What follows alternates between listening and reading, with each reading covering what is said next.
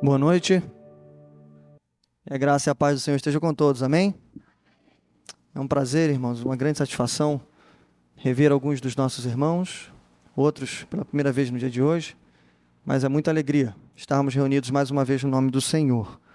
Já aproveito para cumprimentar alguns dos nossos visitantes que aqui estão, são conhecidos, né? Mas sintam-se sempre muito à vontade, todos vocês. Essa aqui é apertadinha, né? Pequeno, mas é a casa do Senhor também. Então, sintam-se acolhidos pela nossa igreja. Bom, eu queria agradecer a Deus. Hoje estamos tendo um domingo abençoado. Pela manhã, um culto extraordinário, onde Deus nos visitou de uma forma especial. Quem estava aqui, pôde perceber isso. Então, louvo a Deus por isso. Que o Senhor também tenha misericórdia nossa nesse momento. E nos visite mais uma vez também, nessa parte da noite. Bom, queria te convidar a ler o texto que está no Evangelho de João, capítulo 12. Vamos ler do 37 ao 54. Evangelho de João, capítulo 12, dos versos 37 ao 54. Ou melhor, ao 50. Não tem 54.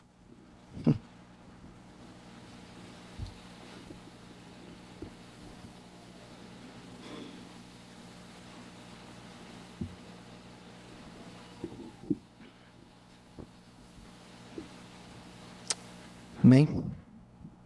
Diz assim o texto. Mesmo depois que Jesus fez todos aqueles sinais milagrosos, não creram nele. Isso aconteceu para se cumprir a palavra do profeta Isaías que disse: Senhor, quem creu em nossa mensagem e a quem foi revelado o braço do Senhor? Por essa razão, eles não podiam crer, porque, como disse Isaías no outro lugar, cegou os seus olhos, endureceu-lhes o coração, para que não vejam com os olhos, nem entendam com o coração, nem se convertam, e eu os cure. Isaías disse isso porque viu a glória de Jesus e falou sobre ele. Ainda assim, muitos líderes dos judeus creram nele, mas, por causa dos fariseus, não confessavam a sua fé, com medo de serem expulsos da sinagoga, pois preferiam a aprovação dos homens do que a aprovação de Deus. Então Jesus disse em alta voz: Quem crê em mim, não crê apenas em mim, mas naquele que me enviou. Quem me vê, vê aquele que me enviou. Eu vim ao mundo como luz, para que todo aquele que crê em mim não permaneça nas trevas. Se alguém ouve as minhas palavras e não lhes obedece, eu não o julgo, pois não vim para julgar o mundo, mas para salvá-lo. Há um juiz para quem me rejeita e não aceita as minhas palavras. A própria palavra que proferi o condenará no último dia. Pois não falei por mim mesmo, mas o Pai que me enviou me ordenou o que dizer e o que falar. Sei que o seu mandamento é a vida eterna. Portanto, o que eu digo é exatamente o que o Pai me mandou dizer. Amém? Vamos orar.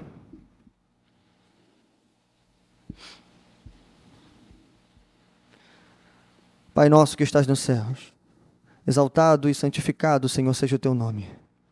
Obrigado, Senhor, por mais uma vez. Estamos reunidos em teu nome, te louvando, adorando, orando a ti, pedindo mais graça, mais amor, e especialmente a tua voz, Senhor. Que nesse momento especial, o momento da tua palavra, que nos assentamos, Senhor, com tranquilidade, para ouvir a tua voz. Que mais uma vez o Senhor tenha misericórdia de nós. Que a tua presença seja perceptível em nosso meio, e que não seja a voz do pregador, ou as intenções do pregador, mas que seja a tua voz. Que o Senhor fale profundamente em nossos corações, e que, acima de tudo, a tua igreja seja edificada e o teu nome glorificado. Em nome de Jesus oramos. Amém. Bom, irmãos, o tema que vamos pensar em poucos minutos nessa noite se chama o testemunho da incredulidade. Eu sei que o termo não é tão favorável e o tema me parece até um pouco estranho, o testemunho da incredulidade, especialmente dentro de um evangelho que a gente tem defendido. O evangelho de João é o evangelho da evangelização. Se ele não serve para nos ensinar a evangelizar, ele também serve para evangelizar a todos aqueles que tiverem contato com ele. é basicamente um folheto evangelístico, ou até um manual de evangelização. Bom, falando de evangelização, falar de incredulidade, irmãos, parece contraditório, parece estranho, mas eu quero já dizer desde agora que até a incredulidade faz parte desse projeto grandioso, imensurável do nosso Deus, que começou na eternidade passada, vai se concluir na eternidade futura, mas que, acima de tudo, também servirá para glorificar o seu nome. Então, desde já adianto, a incredulidade tem o seu papel, e é isso que vamos ver daqui a pouco. Mas antes, deixe-me citar as palavras do pastor e professor muito conhecido, diferente dos que eu citei pela manhã aqui na EBD, né? Esse aqui é confiável. Pastor Luiz Saião, né? Um grande nome aí para a gente procurar. Bom, ele escreve um artigo justamente com esse nome, com esse título, Teologia da Incredulidade. Abre aspas, ele diz assim: a grande verdade é que muitas vezes a dúvida faz parte da própria caminhada de fé. De certa forma, o duvidar é também uma faceta do crer. Não é possível crer, ou melhor, não é possível crescer em fé sem enfrentar crises e momentos de dúvida. Por isso, tantas vezes, vemos na Bíblia que grandes lutas espirituais, marcadas pela dúvida, depois amadurecem em fé. De fato, podemos ir até mais longe e afirmar que quem nunca duvidou, nunca creu de verdade. Mas veja, a incredulidade terrível e incurável, distinta do questionar legítimo, manifesta-se realmente através da indiferença e do descaso, e não através das dúvidas sinceras. Um pouco também do que dissemos pela manhã. Irmãos, duvidar é permitido, ok? Melhor, duvidar é preciso. Precisamos ter uma fé que fazemos questionamento, que perguntamos, tiramos nossas dúvidas, mas ainda assim, e apesar disso, continuamos crendo. Bom, mas a gente precisa concordar com o Luiz Saião aqui, que ele apresenta para a gente, nesse pequeno trecho do seu artigo, 2 tipos de incredulidade. Não sei se você conseguiu separá-los, mas há 2 tipos de incredulidade. Hoje eu vou chamá-los, de forma bem didática, de incredulidade ocasional e incredulidade intencional. A incredulidade ocasional é essa que Luiz Saião falou na maioria do texto, na maior parte do texto, ele falou sobre ela. É nada mais do que a nossa crise de fé. É quando passamos por esses momentos ocasionais de nossas vidas, seja pelo motivo que for, a ocasião que for. Às vezes somos testados, às vezes somos levados até a questionar algumas coisas. Duvidamos, mas nunca deixamos de perseverar. E melhor, mesmo duvidando, nós nos chegamos até Ele, e como aquele pai orou e disse: Senhor, ajuda-me na minha incredulidade. Isso, irmãos, a gente pode chamar de incredulidade ocasional. Mas a incredulidade intencional, diferente da crise de fé, é a completa ausência de fé, marcado muitas vezes por hipocrisia, indiferença e até rejeição. Como o evangelista escreve em Mateus 13:53, e não fez ali muitas maravilhas por causa da incredulidade deles. E a incredulidade do nosso texto, irmãos, é essa segunda aqui. Infelizmente é a pior de todas, né? A primeira, ainda falaremos dela, até porque estamos no evangelho de Tomé, né? Aquele Tomé que vai dizer: olha, se eu não tocar nas feridas de Jesus, eu não creio. Se eu não tocar no lado, nas mãos, nos cravos, eu não creio. Esse Tomé é a crise de fé. Mas aqui no nosso texto, nós temos a ausência de fé. Nós vamos falar da incredulidade nua e crua. Incredulidade intencional. E o que vamos aprender aqui é: a incredulidade intencional revela o pior lado da humanidade, mas também manifesta a glória de um Deus soberano. Muitos seguem Jesus de longe, não importa o motivo, mas quem rejeitar a sua palavra será condenado pela sua própria palavra. Bom, é isso que nós vamos ver em 4 passos bem simples, 4 aspectos da incredulidade intencional. Primeiro, me acompanhe, verso 37. Não creram apesar dos sinais. Vamos ver isso, verso 37 e o 38.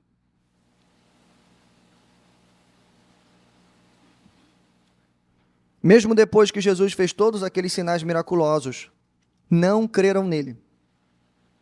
Isso aconteceu para se cumprir a palavra do profeta Isaías que disse: Senhor, quem creu em nossa mensagem e a quem foi revelado o braço do Senhor?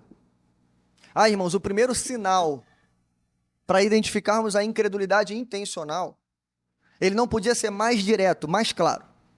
É, basicamente, a rejeição direta da manifestação poderosa de Deus. Isso mesmo.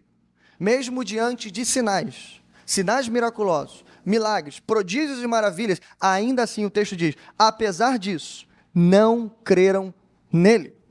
E aí, irmãos, de novo, mesmo dentro de um evangelho que coloca os sinais em grande evidência, João é o evangelho da evangelização porque é o evangelho dos sinais. E a gente tem explicado aqui de diversas formas que João não usa a palavra milagre, João usa a palavra sinal, justamente para nos ensinar algo muito importante, que não devemos buscar Jesus apenas por causa dos milagres, mas os milagres devem nos conduzir até Jesus. Por isso ele prefere a palavra sinal, porque o sinal não é o fim em si mesmo. Quando você olha para um farol, né, seja no mar, ou seja em um carro, em um automóvel, seja lá onde for, uma lâmpada, num poste, ele não ilumina a si mesmo, mas ele ilumina outra coisa, outra pessoa. Ele lança a luz sobre outro. Esse é o poder do sinal. Então, o que o sinal faz aqui é exatamente o que está escrito em João 20, 31. Mas estes sinais foram escritos para que vocês creiam que Jesus é o Cristo, o Filho de Deus, e crendo, tenham vida em seu nome. Então, para isso, esses sinais foram feitos. Vamos lembrar rapidinho, já que fechamos o livro dos sinais no Evangelho de João. Então, vamos lembrar os 7 sinais poderosos que foram realizados até aqui, tá? 7 sinais, fechando com a ressurreição de Lázaro. Primeiro, Jesus transformou a água, ou as águas daqueles potes, daquelas talhas, no melhor vinho da festa nas bodas de Caná da Galileia. Segundo, Jesus cura o filho de um oficial apenas com o poder da sua palavra. Terceiro, Jesus cura um homem que era paralítico, moribundo, jogado, tendo que depender do misticismo, da ajuda de pessoas, por 38 anos. Quarto, Jesus faz a multiplicação de 5 pães e 2 peixinhos para aproximadamente 20.000 pessoas no meio do deserto. Quinto, Jesus pisa na tempestade, andando sobre as águas e acalma a tempestade. Sexto lugar, Jesus cura um cego de nascença. E lembra que eu disse? Curar um cego de nascença, só Deus podia fazer isso. E ele faz isso, irmãos, com uma espécie de mistura envolvendo saliva e lodo. Uma espécie de lodo misturado com saliva e lama. Ele cura aquele homem. Mas em sétimo lugar, fechando o livro dos sinais, no capítulo 11 de João, ele ressuscita o seu amigo Lázaro, mesmo depois de 4 dias trancado naquela tumba. Ou seja, Lázaro não estava como o mito se acreditava, a alma pairando. Não, Lázaro estava completamente morto. Não havia esperanças mais, a não ser para a ressurreição do último dia. Lázaro estava morto. Jesus chegou até lá, com lágrima nos olhos, e disse, Lázaro, vem para fora. E pelo poder da sua palavra, o morto ganhou vida. Ele não podia ficar trancado ali dentro, irmãos. Ele teve que sair. Bom, esses foram os sinais. É claro que essa multidão que nega os sinais, não viram todos os 7. Ou não viram tudo o que Jesus fez, mas viram alguns deles, ou melhor, tiveram contato com várias pessoas, multidões, que não tinham por que mentir, que provavelmente eram de confiança, e diziam, olha, ele fez isso mesmo, ele operou sinais, eu vi ele curando, ele levantou o paralítico, ele curou o cego, ele ressuscitou Lázaro. Mas o texto diz, irmãos, que apesar disso tudo, eles não creram. E o texto diz o motivo. O motivo está no verso 38. E isso aconteceu para se cumprir a palavra do profeta Isaías, que disse, Senhor, quem creu em nossa mensagem e a quem foi revelado o braço do Senhor? Para quem não sabe, é assim que começa o grande capítulo Isaías 53. Aquele capítulo, irmãos, maravilhoso. É, de fato, de longe, o melhor texto para se ler sobre a morte e ressurreição do nosso Senhor Jesus. No Antigo Testamento não há um texto melhor do que esse, a ponto de Isaías ser chamado de o 5º evangelista. Parece que Isaías está narrando realmente a crucificação de Jesus, não só os fatos em si, mas inclusive os motivos. Por que Jesus foi transpassado? Ele foi transpassado por causa das nossas transgressões. Qual foi o efeito que produziu? O castigo que nos traz a paz estava sobre ele, e pelas suas pisaduras fomos sarados. Isso, irmãos, é Isaías 53. Curioso pensar que estamos no capítulo 12 de João, onde Isaías 53 é citado. Veja, é a primeira vez, ou foi a primeira vez, que Jesus falou sobre a sua morte. E o tema de Isaías 53 é a morte do servo sofredor, ou seja, de Cristo. Mas não só isso. Isaías 53, irmãos, começa falando de incredulidade. É com esse verso, esse é o verso número 1, que é aberto esse grande capítulo que nós lemos e nos emocionamos. Quem creu na nossa mensagem e a quem foi levantado o braço do Senhor. Não é com glória, não é com grande recepção, não é com lágrimas que esse capítulo é aberto, mas é com tristeza, irmão. É com dureza de coração, é com incredulidade. E é isso que o texto diz. É claro, irmão, sem muita dúvida aqui, que a nossa mensagem significa todo o ensino de Cristo. E que o braço do Senhor que foi levantado significa justamente esses sinais que a gente acabou de falar dele. O poder de Jesus, os milagres sendo vistos, desde a cura, desde a transformação da água em vinho, até a ressurreição dos mortos. Mas ainda assim, eles rejeitaram. O teólogo holandês William Hendriksen, ele explica um pouquinho dessa incredulidade, dizendo: o tempo imperfeito, eles não estavam crendo. Significa que havia má vontade constante e progressiva em aceitar Jesus com uma fé viva e genuína. Em outras palavras, irmãos, é o que a gente tem dito até agora. Essa incredulidade não é outra, senão incredulidade intencional, direta, deliberada. Bom, aqui a gente entende o texto. Esse texto está falando para a gente. Nós que pregamos, lutamos com pessoas, amigos, parentes, familiares, pessoas que nos importamos e que amamos, e que pregamos talvez 1 ano, 2 anos, 10 anos, talvez a vida toda. Há filhos que oram por seus pais desde que se conhecem como gente. Há mulheres que não desistiram do seu marido ainda e que oram por ele durante décadas, talvez durante todo o tempo de casados, não sei. Pessoas que nos importamos, pregamos, falamos com ele. E talvez esse pensamento esteja em nosso coração, e eu quero tirar ele do seu coração hoje. Talvez você pregando para essa pessoa, você pense assim: pastor, quem dera se Deus enviasse um só milagre. Se meu marido, se meu filho, se meu amigo, se meu vizinho pudesse ver, ele então poderia crer. Se ele pudesse talvez presenciar um paralítico andando, imagina, irmão. Imagina um cego vendo diante de nós. Imagina um morto ressuscitar. A ideia que nós temos é: Juscelino se converte inteiro. Juscelino, eu digo o bairro, não a igreja. Talvez até a cidade. A ideia que temos é essa. E eu pergunto, irmãos, então por que nem toda a Judéia se converteu? Por que nem toda a Betânia, que era um povoado pequeno, se converteram? E por que até aqueles que o texto diz que seguiram a Jesus, daqui a 1 semana ou daqui a alguns meses, negariam Jesus deliberadamente? Lembra? A mesma multidão que gritou Hosana, gritarão daqui a pouco, crucifique-o. Então, irmãos, essa ideia de que os sinais externos é o que falta para ganhar essa pessoa que amamos, infelizmente, dói dizer, mas não é verdade. Não é o sinal externo que salva, mas o sinal interno que só pode ser produzido pelo poder de Cristo no coração. Operado pela operação poderosa do Espírito Santo, irmãos. A ideia aqui não é assistir um milagre, a ideia aqui é viver um milagre. É muito diferente, irmãos, de você ver um coxo levantar, uma pessoa ser curada do câncer. Isso, para quem é crente, é maravilhoso. Fortalece a nossa fé. E eu tenho dito, Jesus é o mesmo ontem, hoje e será eternamente. Todas as pessoas que oramos, nós oramos para Deus curar, sem duvidar. E se Ele quiser, Ele pode fazer, a gente crê nisso facilmente. Mas a questão é, isso fortalece a nossa fé. isso não pode salvar um ímpio. Porque não é para isso que o milagre foi criado. Ele é um sinal, ele lança a luz.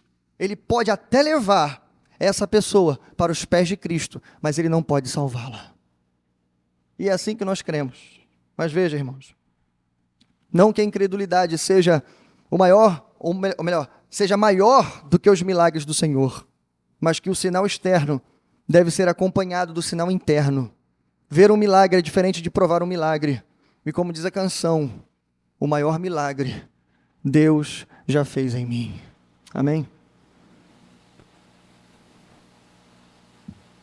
Segundo lugar, segundo aspecto dessa incredulidade, não creram porque Deus os cegou. Versos 39 ao 41. Por essa razão eles não podiam crer, porque como disse Isaías no outro lugar, cegou os seus olhos e endureceu seus corações, para que não vejam com os olhos, nem entendam com o coração, nem se convertam e eu os cure. Isaías disse isso porque viu a glória de Jesus e falou sobre ele. Primeiro, veja, irmãos, eles não, o texto diz, eles não queriam crer, embora viram muitos sinais. Mas agora o texto está dizendo, eles não podiam crer, apesar dos sinais. Então, primeiro, eles não querem, depois eles não podem. Irmãos, que bom que mais uma vez a Escritura coloca para a gente, lado a lado, a responsabilidade humana e a soberania de Deus. Não há ninguém aqui que possa dizer, eu me converti sozinho. Não há. Deus é soberano e Ele também é soberano na nossa salvação, principalmente ali.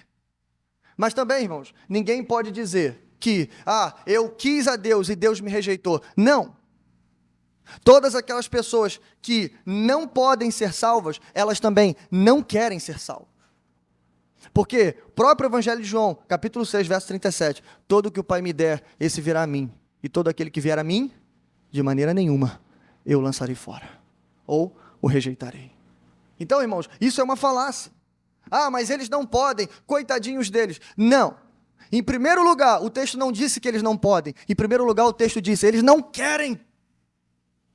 Antes de João 6,37, tem João 5,40. Não quereis vir a mim para terdes vida.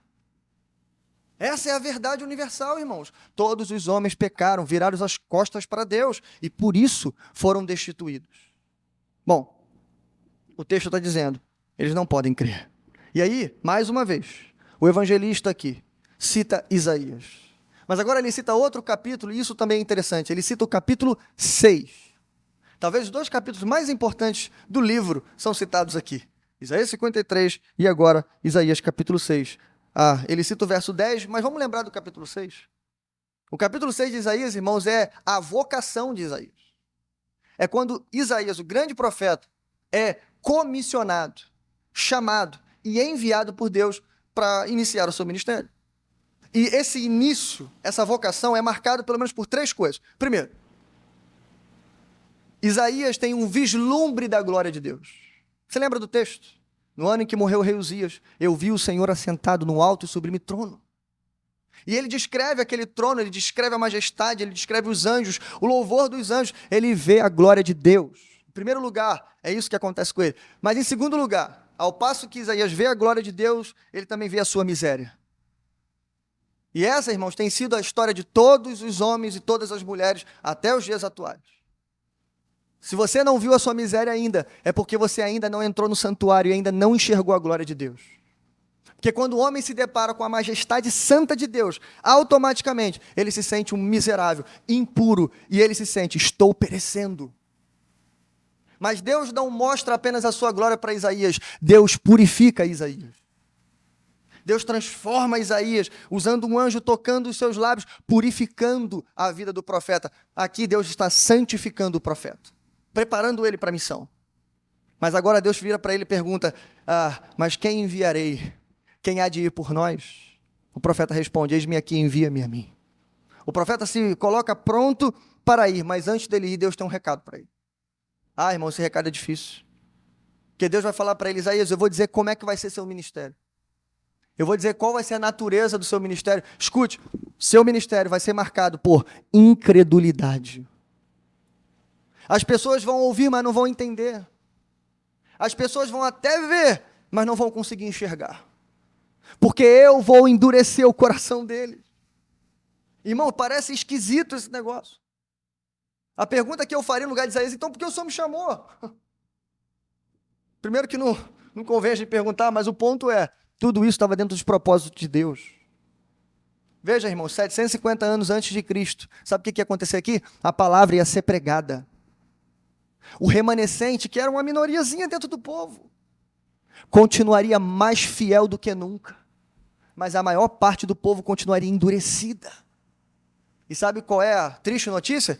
Todo o povo, os endurecidos, os rebeldes, mas também os remanescentes, iriam para o cativeiro. O ponto é esse. Deus escolheu não agir, não abrir os olhos, ou melhor, endurecê-los, porque Ele disse, para que eu não os cure. Por quê? Porque é para lá que eles vão. Deus já tinha determinado isso. Esse era o ministério, o chamado de Isaías. E aí vem esse texto tão difícil para a gente, onde o próprio Deus diz, olha, eu vou endurecer os seus corações, eu vou cegar os seus olhos. Aqui, irmãos, uma rápida observação. Eu queria que você olhasse para o texto e você visse que nesse texto, no verso 40, a gente tem aqui os 4 elementos necessários para a conversão de uma pessoa. Para que uma pessoa seja salva, tem que ter esses 4 elementos. Eu vou dizer para você. Ele fala, olha, para que não vejam com os olhos. Olha para mim. Ninguém pode ser salvo se os olhos não forem abertos primeiro.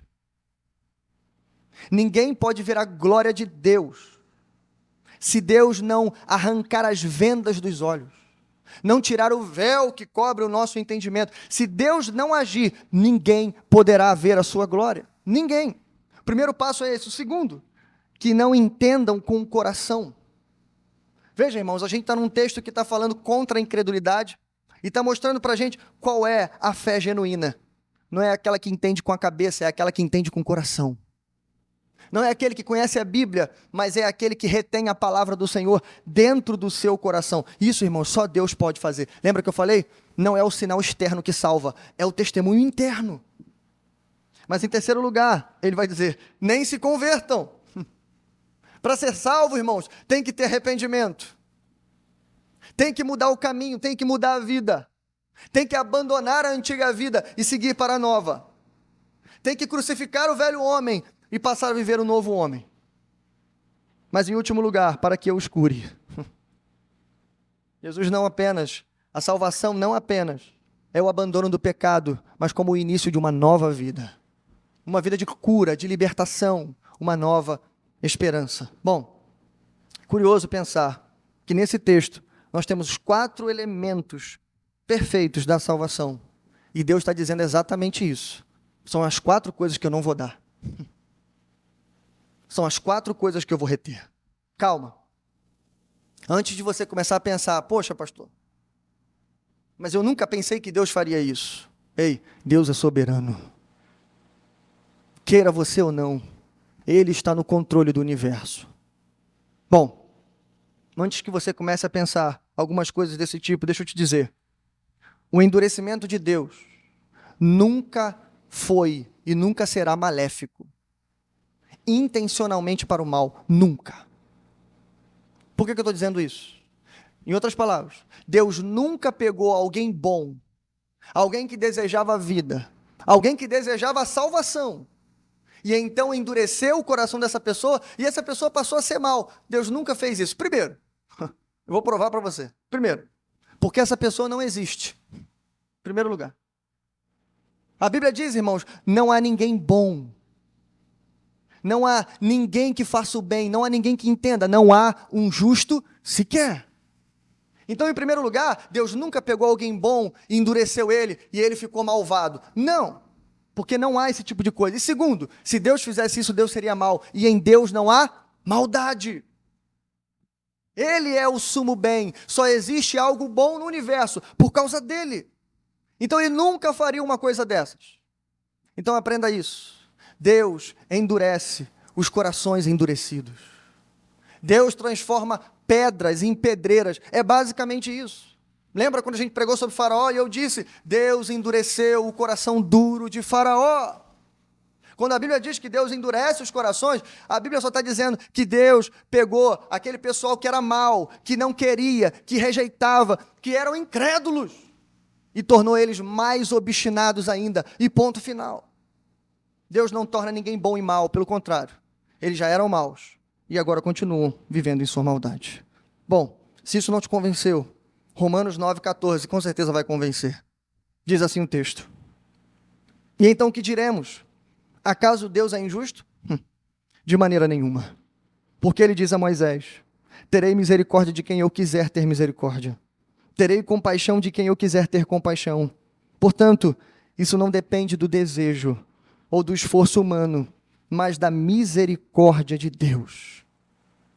Pois a Escritura diz ao faraó: eu o levantei exatamente com este propósito, mostrar em você o meu poder, para que meu nome seja proclamado em toda a terra.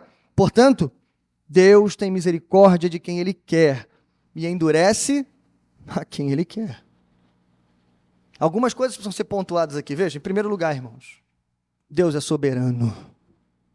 Não dá, irmãos, para a criatura contender com o Criador. Você tem na sua mente, nos seus cálculos, no seu pensamento, você, sua família, talvez uma dezena de pessoas, e olhe lá. Deus, irmãos, tem o projeto de todo o universo, desenhado, projetado, em execução, do início ao fim, em sua mente. Por isso o profeta e depois o apóstolo pergunta: quem conheceu a mente do Senhor? Quem foi o seu conselheiro? Em primeiro lugar, Ele tem misericórdia de quem Ele quer. Isso deveria bastar para nós. Mas não basta. A gente quer que Deus tenha misericórdia de quem nós queremos. Essa não é a palavra de Deus, irmãos. Eu sei que dói dizer isso. É pesado, mas essa é a palavra de Deus. Ei, Ele endurece a quem Ele quer. Mas há um motivo para isso. E você tem que pensar nele. E eu digo qual é o motivo. O motivo está no verso de número 16. Portanto, isso não depende do desejo ou do esforço humano, mas da misericórdia de Deus. Sabe por que o mundo é assim? Sabe por que só vai ser salvo aquelas pessoas de quem Deus tiver misericórdia? Para no fim de todas as coisas, não ter ninguém metido a besta lá no céu batendo no peito, como aquele fariseu. Ah, graças a Deus porque eu não sou como esse homem. Mas que tenham pessoas no céu, todas elas parecidas com aquele publicano, dizendo: Senhor, eu não mereço, ausenta-te de mim, tem misericórdia de mim, pois sou pecador. O jeito, irmãos, da salvação é assim, para que não haja vanglória, para que ninguém diga assim: ah, porque faltou desejar, faltou crer, não faltou, faltou esforço, faltaram obras, não faltaram. Ele tem misericórdia de quem Ele quer, e Ele endurece a quem Ele quer. Bom, João ainda termina esse texto dizendo: por que eu estou citando tanto Isaías? É legal que ele dá uma explicação para encerrar a sua parte. Ele diz assim: por que eu trouxe Isaías até aqui? Porque de todos os profetas do Antigo Testamento, Isaías tem algo diferente. Isaías escreveu sobre ele, mas Isaías viu também a glória dele. E é interessante que ele cita Isaías 53 e Isaías 6. Em Isaías 53 a gente tem um servo sofredor. Jesus sendo moído, transpassado, castigado, abandonado, sofrendo na cruz. E a gente sabe hoje que seria a cruz. Mas no capítulo 6, a gente tem a visão bela, majestosa do trono de Deus. Olha que legal, irmãos. Isaías viu tanto o Cristo na cruz, quanto o Cristo no trono. É como se João estivesse dizendo para a gente assim: ei, a testemunha que eu trouxe é digna de confiança. E vocês têm que ouvir o que ele tem a dizer. Por quê? Porque ele viu tanto Cristo na cruz, mas ele também viu Cristo sentado no trono. E os anjos ao redor dizendo: santo, santo, santo, toda a terra está cheia da sua glória. Bom, para a gente seguir. Terceiro lugar. Não creram por causa do medo. Verso 42 e 43. Ainda assim, muitos líderes dos judeus creram nele, mas por causa dos fariseus, não confessavam a sua fé, com medo de serem expulsos da sinagoga, pois preferiam a aprovação dos homens do que a aprovação de Deus. Outro sinal claro, irmãos, terceiro sinal claro da incredulidade intencional é o medo. O medo, sim. Outro fator, como eu disse, esse grupo seguia Jesus de longe. O texto diz que eles criam, mas não confessavam, por medo. A pergunta que a gente tem que fazer inicialmente é: medo do quê? O texto diz. Talvez de perderem os seus lugares na sinagoga. Talvez de perderem o seu respeito, a sua posição, a sua reputação. É interessante a frase que João cita aqui. Você não acha? Sabe por quê? Porque quando Pedro disse essa frase em Atos dos Apóstolos, João estava do lado dele. Lembra disso? Depois de tomarem uma bela surra, serem presos, eles são soltos. Antes de serem soltos, os homens do Sinédrio viram para eles e falaram assim: vocês vão ser soltos, mas com uma condição: vocês não podem mais pregar esse nome. Vocês não podem mais falar desse nome. Pedro vira para as autoridades e diz assim: ei, me importa agradar a Deus e não aos homens. Aí João vai escrever isso aqui lá no finalzinho do primeiro século. É como se ele se lembrasse: poxa, eles fizeram exatamente o oposto do que Pedro fez aquele dia. Eles faziam exatamente o contrário do que Pedro fez naquele dia, porque eles preferiam mais a aprovação dos homens do que a de Deus. O ponto que eu quero chegar aqui, irmãos, lembra daquele texto que diz que onde está o seu tesouro, ali está o seu coração? Dito pelo próprio Cristo. Mas eu quero acrescentar aqui outro raio-x da nossa espiritualidade. Não é só o tesouro que revela o nosso coração, mas o medo também. O medo é um grande indicativo de onde está o nosso coração.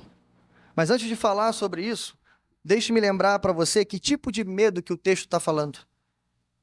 O texto, irmãos, não está falando de medo da morte. Até porque isso a gente já superou. E pode ser que tenha um crente com medo da morte.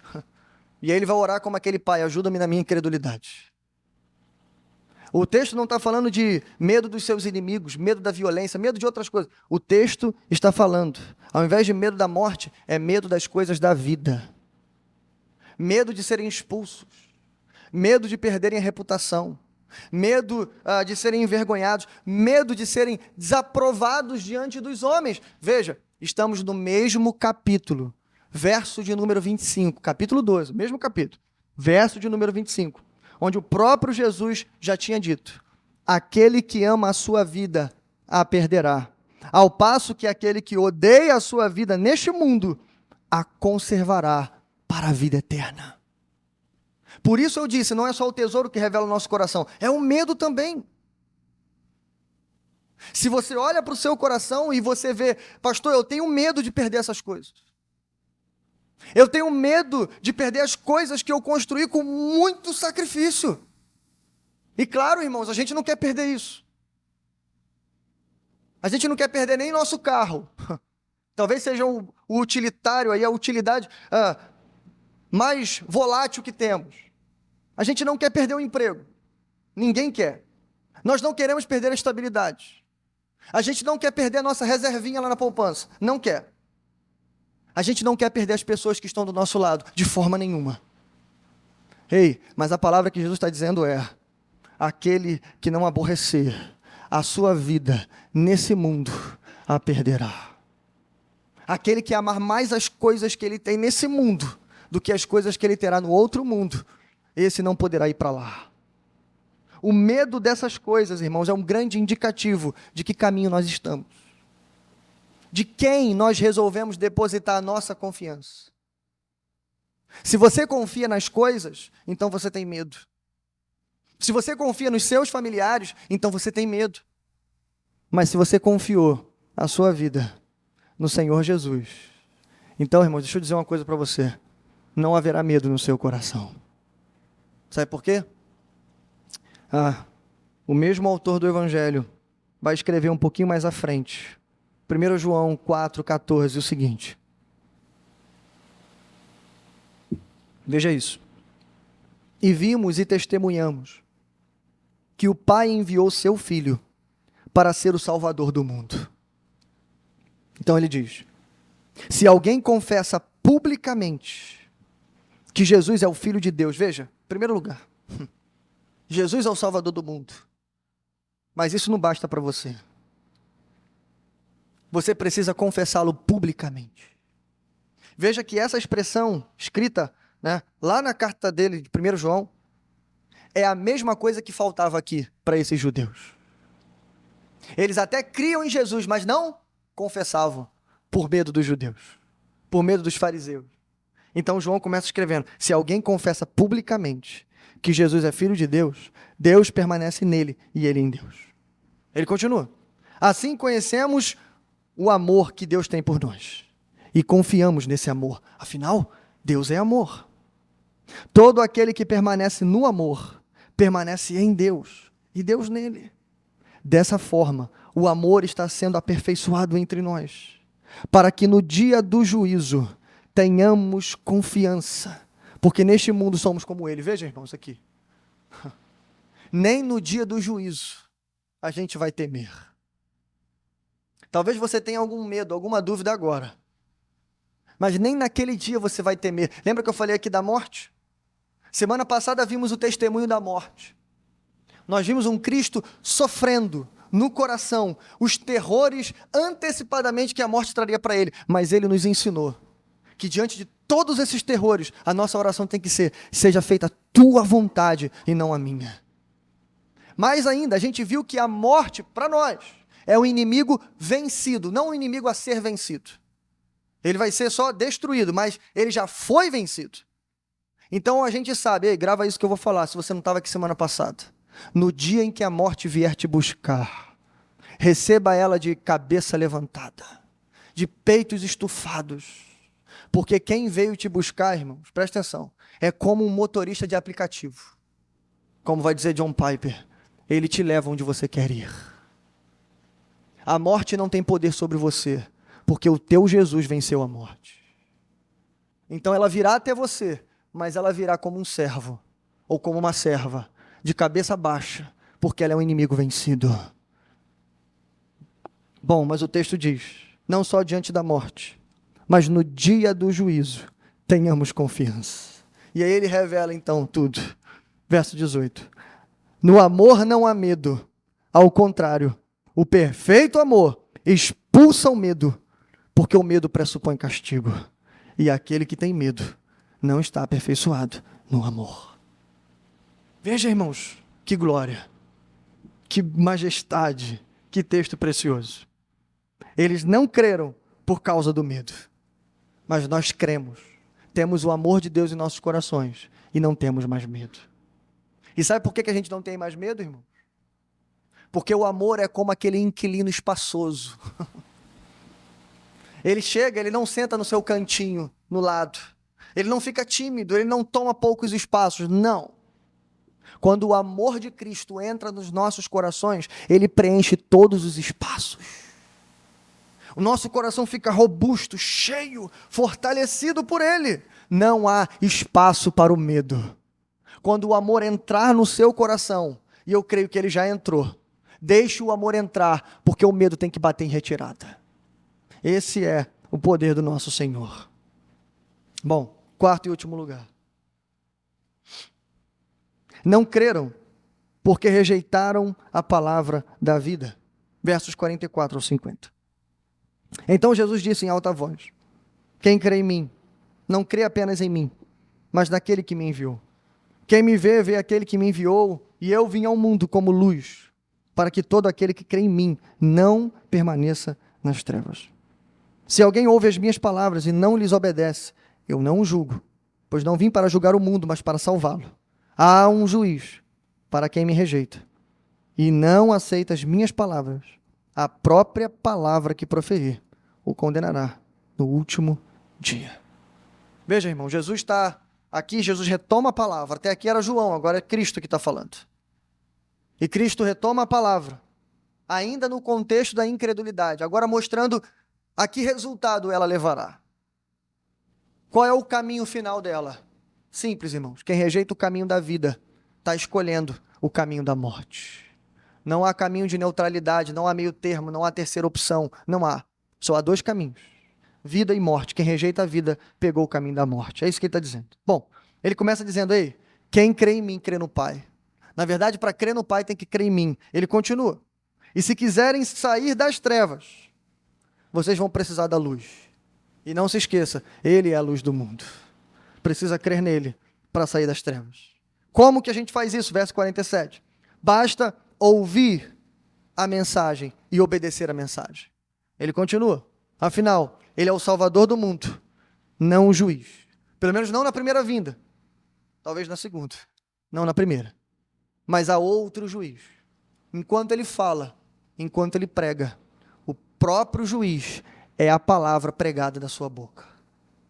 Aqui talvez alguém perguntaria: mas como assim? Como que a palavra de Cristo poderia condenar alguém? Eu achei que Jesus só pregava paz e amor. Sim, irmãos, claro. Como a gente acabou de ver, Deus é amor. João vai escrever dizendo: vimos a sua glória cheio de graça e de verdade. Ele mesmo vai dizer lá no Evangelho de Mateus, dizendo: eu sou manso e humilde de coração. A palavra dele é mansa, ele é humilde de coração, ele é cheio de amor, ele é cheio de graça. Mas veja, ele é a verdade. E não é difícil, é impossível dizer a verdade e não deixar alguém desconfortável. É impossível dizer a verdade e não contrariar alguém. Se você veio na igreja para se sentir bem, você está no lugar errado. Se a palavra da verdade for pregada em algum lugar, a gente vai ser pego. Inclusive eu. Então a gente teria que desejar: eu vou à casa do Senhor, que o Senhor revele quais são os meus pecados, que o Senhor descubra toda a minha maldade, que o Senhor arraste os móveis do lugar, que apareça a sujeira. É isso que acontece quando a palavra é pregada, irmão. Só que é mais do que isso. Quando você é confrontado, e quando você pega esse confronto e fala assim: isso não é para mim. O pastor está ficando doido. Isso não foi feito para mim. Ou o que eu estou fazendo não é errado. E aí você vai de encontro à palavra de Deus. Ei, você não é mais inocente diante da palavra do Senhor. A palavra foi pregada para o seu coração. A partir de agora, isso é a coisa mais perigosa do mundo para você. Porque se você não pegar essa palavra, e ele já disse no verso 47, tem que ouvir e obedecer a palavra. Se você ouve a palavra e você joga ela para escanteio, ei, essa própria palavra vai te acusar no dia do juízo. Bom, a palavra dele é cheia de amor. Mas escute isso: para amar a luz, é preciso abandonar as trevas. Para ir para o céu, tem que abandonar esse mundo. Para amar a Deus, tem que odiar o pecado. O problema é, quem rejeita o caminho da vida, está escolhendo automaticamente o caminho da morte. Paulo falou exatamente isso, 2 Coríntios 2,14. Mas graças a Deus que sempre nos conduz vitoriosamente em Cristo, e por nosso intermédio, exala em todo lugar a fragrância do seu conhecimento. Porque para Deus, somos o aroma de Cristo, entre os que estão sendo salvos e entre os que estão perecendo. Para estes, somos cheiros de morte, mas para aqueles, fragrância de vida. Nunca se esqueça disso. O perfume, pelo menos naquela época, servia tanto para embelezar, como hoje, tanto para enfeitar, tanto para apreciar o cheiro, mas também para sepultar os mortos. O perfume tinha pelo menos essas duas utilidades. O que Paulo está dizendo, completando o que Jesus acabou de dizer, é que quando o evangelho é pregado, um grande aroma é despejado. Esse aroma sai. E como Paulo vai dizer, tanto a palavra quanto o pregador são aroma de Cristo. Tanto para quem é salvo quanto para quem está perecendo. A diferença é que para quem é salvo é um cheiro suave de vida. Mas para quem está perecendo é um cheiro terrível de morte. Que Deus tenha misericórdia de nós. Bom, irmãos, para concluirmos, e nós concluímos isso, então só nos resta dizer que a incredulidade intencional é perigosa e destrutiva. Optar por ela seria, automaticamente, escolher o caminho da morte. Então a pergunta final, para a gente encerrar, tem que ser essa: Há esperança para o incrédulo? Há esperança para quem está vivendo uma vida de incredulidade intencional? Sim, irmãos, há esperança. E a maior prova de que há esperança para essas pessoas é que houve esperança para nós também. Só para lembrar para você, todos nós, um dia, estivemos nessa condição. Todos. Inclusive eu, que fui criado dentro da igreja. Em algum momento, irmãos, a palavra da verdade fez sentido para o meu coração. Em algum momento eu me percebi dentro das trevas, mesmo estando dentro da igreja. Em algum momento surgiu um clamor no meu coração: Senhor, salvai-me. Em algum momento eu me percebi: ei, não estou trilhando o caminho da vida, estou trilhando o caminho da morte. Em algum momento essa palavra confrontou o meu coração, e quando eu digo meu, estou dizendo de vocês também. E eu me percebi, estou vivendo uma vida de incredulidade, mesmo estando dentro da igreja. Então a maior prova de que há esperança para o incrédulo é que todos os salvos hoje foram incrédulos um dia. Deixaram de acreditar, ou até acreditaram parcialmente, como esses homens aqui, mas ainda cheio de amores, aí pelo mundo afora, com o coração dividido. E a gente tem aprendido que Deus não quer corações divididos. A gente tem aprendido que fé parcial não basta. Não basta crer em Jesus e crer em Mamon. Ele quer exclusividade. Ele é santo, único no seu coração. Por isso eu disse, quando o amor de Cristo entra em você, não há espaço para mais nada, é só Ele. E Ele bastará na sua vida. Não há outros amores, não há outros amantes, não há rivais, é só Ele. Bom, é verdade, há esperança para o incrédulo. E eu quero terminar falando dessa esperança. 3 coisinhas aqui, talvez 3 passos. Talvez tenha um incrédulo entre nós. Alguém que não assuma a sua incredulidade, mas está vivendo uma vida de mentira, de hipocrisia, de engano, de auto-engano. Consegue enganar a todos, sem fazer acusações, irmãos, mas a verdade é essa. Engana todo mundo, mas não pode enganar o nosso Senhor. Está cheio de medo no coração, porque está confiando nas coisas erradas, nas pessoas erradas. Ei, eu quero dizer, há esperança para você hoje. E se não há alguém incrédulo em nosso meio, grave isso. Isso vai servir para você em algum momento. Veja isso. Como é que o incrédulo é salvo? Eu vou dizer para você 3 passos simples. Primeiro, ore para Deus quebrar a sua incredulidade. Pastor, mas como isso é possível se ele é incrédulo? Como é que ele vai orar? Ei, ore sem fé. Peça para ele, lembra do exemplo daquele pai? Ajuda-me na minha incredulidade. A palavra grega é a mesma do texto, apistia, ajuda-me na minha ausência de fé. Olhe para ele com desespero, com esperança, seja lá como for, e clame: Senhor, vem! E ele virá. Essa é a nossa esperança. Clame a Ele. Irmãos, grave isso. Ninguém que tenha ido até Cristo foi rejeitado. Não foi. Em toda a história, em toda a Escritura, isso nunca aconteceu. Tem gente com o pensamento derrotado. Não, mas eu vou bater na porta, a porta não vai abrir. Ei, não há essa possibilidade. Não há. Porque só vem até Ele todo aquele que o Pai dá. Quando a pessoa se levanta, o Espírito Santo já está ali. Então, se você sentir o toque no seu coração, levante a sua mão, saia do seu lugar, faça alguma coisa, clame a Ele: Senhor, vem! E Ele virá. Ore, porque só Deus pode quebrar a sua incredulidade. Segundo, confie em Jesus, porque só Ele pode te tirar das suas trevas. Verso 46, ele diz: quem crê em mim não permanece nas trevas. Veja que é uma sequência. Primeiro você ora: Senhor, eu não creio, eu não tenho fé, mas eu quero crer. Então me ajuda, Senhor. Mas em segundo lugar, você está nas trevas. Como eu disse, talvez você engane todo mundo, mas você sabe, estou nas trevas. Ou essa pessoa que ajudamos, seja lá quem for, está nas trevas. E sabe qual é o segundo pensamento enganoso que nós mantemos? Ou melhor, que o incrédulo mantém? Eu já escutei muita gente dizer isso. Não, quando eu resolver os meus problemas, eu vou para a igreja. Não, tá faltando eu arrumar tudo aqui. Quando eu arrumar tudo, deixar tudo direitinho, aí eu vou. Até porque eu não quero ser hipócrita, não quero ser um fariseu. O pensamento está meio certo. O problema, irmão, sabe qual é?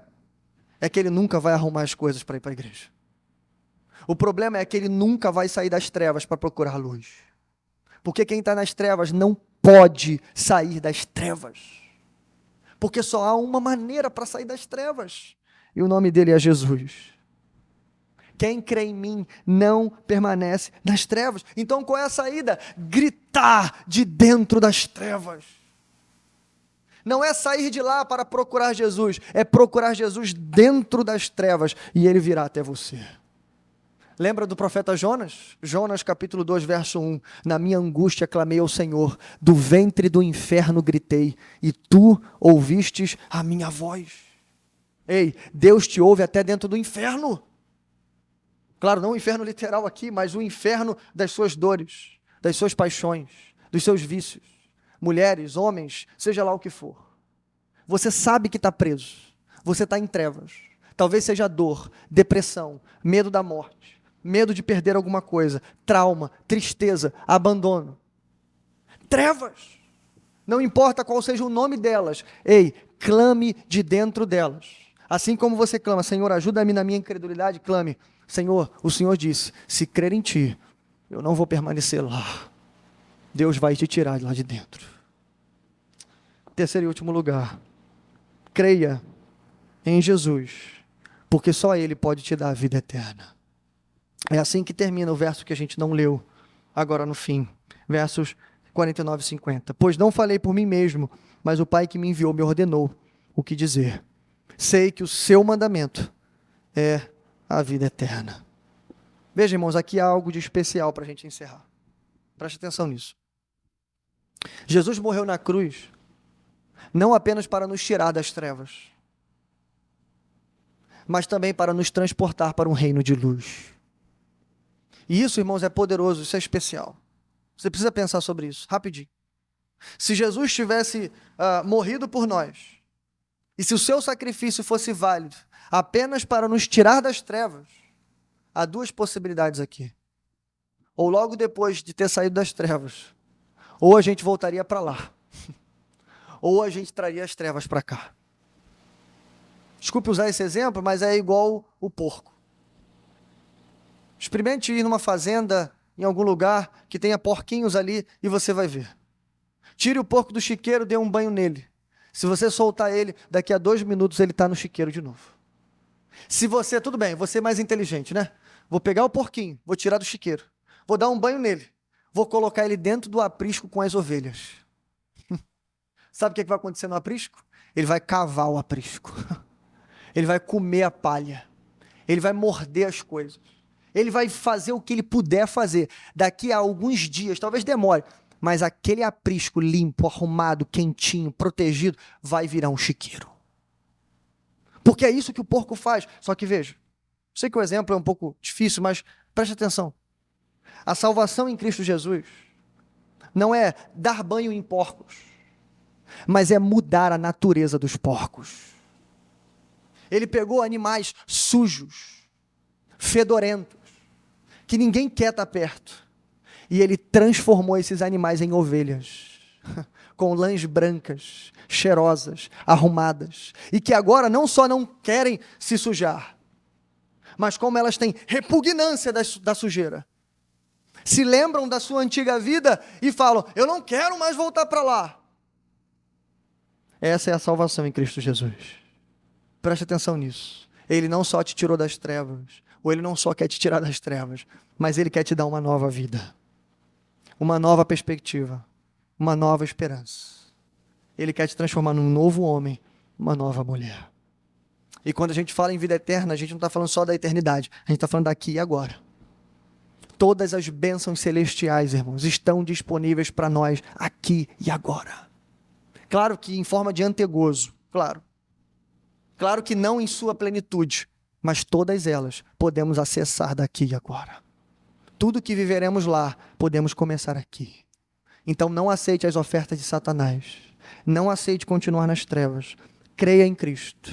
Ele pode te ajudar na sua incredulidade. Ele pode e vai te tirar de dentro das trevas, mas Ele pode e vai te dar vida e vida com abundância.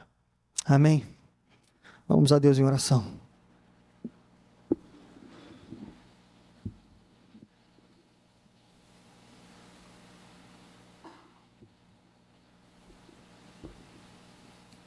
Pai nosso que estás nos céus, bendito e santificado, Senhor, é o teu nome. Senhor, tem misericórdia de nós. Esse é o nosso clamor, Senhor. Uma palavra difícil, Senhor, de engolir. Um remédio amargo, Senhor, o Senhor nos entrega essa noite. Mas às vezes até os remédios mais amargos curam, Senhor, as doenças mais profundas. Então tem misericórdia de nós, Senhor. O Senhor sonda os nossos corações. O Senhor nos conhece, não só por fora, não só a nossa reputação, mas o Senhor nos sonda e nos conhece. E como o salmista ora, Senhor, vê se há em nós algum caminho mau e guia-nos pelo caminho eterno. O Senhor sabe, Pai, quais são as trevas, Senhor, que muitos de nós ainda insistem em voltar. O Senhor conhece os nossos lugares escuros, sujos, imundos, Senhor, que a gente tem vergonha de contar até para os nossos melhores amigos. Mas o Senhor sabe, porque até quando a gente está lá, o Senhor está com a gente. O Senhor conhece. Mas o Senhor também sabe que não queremos viver uma vida de hipocrisia, Senhor. Não queremos, Senhor, continuar nos sujando e nos voltando para a sujeira, ou transformando um lugar limpo em lugar sujo. Nós queremos vida e vida com abundância, Senhor. Nós queremos sair das trevas, nós queremos crer em Ti. Então a nossa oração é: vem com poder, Senhor. Vem sobre cada um de nós, Senhor. Primeiro, revelando qual é a nossa sujeira. Revelando, Senhor, qual tem sido a nossa incredulidade. Qual tem sido as nossas dificuldades em crer. E também a nossa dificuldade, Senhor, em nos manter limpos. Mas nós oramos e pedimos a Ti, Senhor, purifica-nos. Como o Senhor fez com Isaías, o Senhor não apenas mostrou a sua glória, mas o Senhor tocou em seus lábios, purificando o teu servo. Então purifica-nos, Senhor. Eu não sei em que área o Senhor vai nos tocar, mas eu sei que se o Senhor tocar, então seremos purificados, Senhor. E o Senhor sabe que precisamos, Senhor, de pureza. Precisamos crer em Ti. Senhor, fica conosco. Tem misericórdia de nós. Fomos chamados, Senhor, para sermos embaixadores e não espiões de Ti. O espião cumpre a missão escondido. O embaixador finca uma bandeira e diz: esse lugar aqui é do Senhor. Então transforma-nos, Senhor, em embaixadores. Se há alguém em nosso meio com medo de pregar, com medo de se revelar, com vergonha do Evangelho, que ele se lembre que todos aqueles que se envergonharem de Ti, também o Senhor se envergonhará deles naquele grande dia. Então que o Senhor tenha misericórdia de nós, Senhor. É o único clamor que posso fazer. E para todas aquelas pessoas que nós oramos, Senhor, que nós lutamos, mas que permanecem incrédulos, que saiamos daqui, Senhor, pensando: ei, há esperança para ele ainda. Há esperança para ela ainda. Mas não depende do desejo, não depende do esforço, mas de Deus usar a sua misericórdia. Deus é soberano e nós cremos que no momento oportuno, na hora certa, o Senhor virá. Então venha, Senhor, vem com poder. Salva, Senhor, os nossos familiares. Salva os nossos amigos, os nossos parentes. Tem misericórdia, Senhor. Tem misericórdia de todos eles. Nós oramos, Senhor, agradecidos pelo Senhor ouvir a nossa oração. Seja do lugar em que estivemos, o Senhor nos ouve. Muito obrigado. Em nome de Jesus. Amém. Graças a Deus. Amém.